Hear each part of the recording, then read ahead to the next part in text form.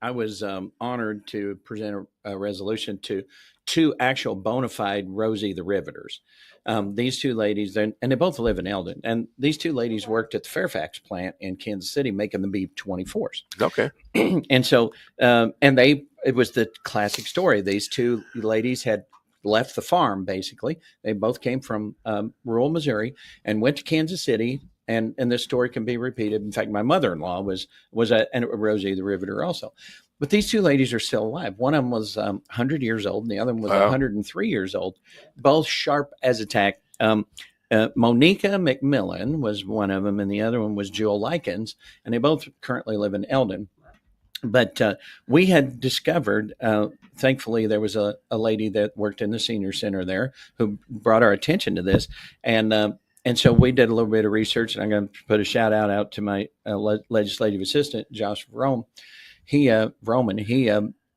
discovered that the Congress had actually approved the printing of a medal to honor these ladies, and so they were just about out of them, right? And so we were fortunate enough to find that the company that manufactured them for the Congress was still had some of these available.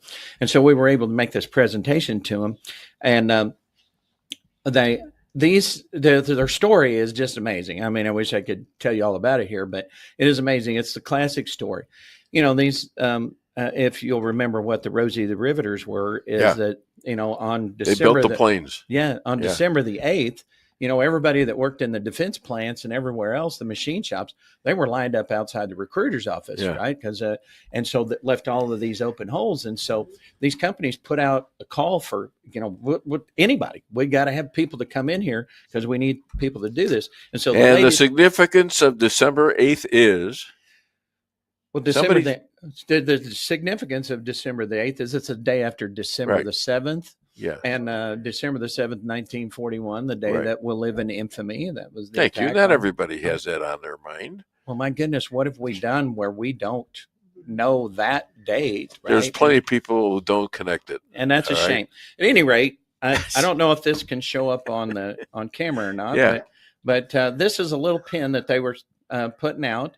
And Lisa has one on also. She's sporting one of them. Okay. And it's what it represents is the bandana. You've seen the picture of Rosie the Riveter, and she's wearing the polka dot bandana. Yeah. And but the story is amazing. One of these ladies still drives. Wow. That really? Wow. She drives, and she volunteers at the senior center, and drives there every day to volunteer at the senior center. She's 100 years old, and so I was so honored to get to do that. Filled the place up. I mean, it was a senior center. It probably can get 100 people in there, and it was standing room only. It was amazing. They have an amazing story, but often we forget about those components down there. That certainly all the accolades need to go to the greatest generation for a lot of different reasons, not just because of D-Day and Battle of the Bulge and all of that. Right. But there was no Battle of the Bulge without the Rosie the Riveter. There you go. And so we certainly can't win. I mean, I think Patton said it the best. He says, here's what won the World War II was the M1 rifle, the Deuce and a half, the 2.5 ton truck, and the C-47, the cargo plane.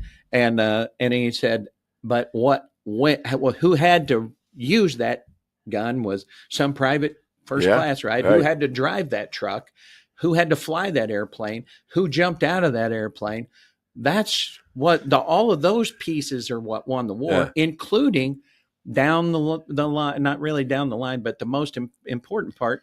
You don't do that without the planes and the trucks and the guns and things like that, which most of those were produced by these ladies who, they're doing their part for the war effort for sure.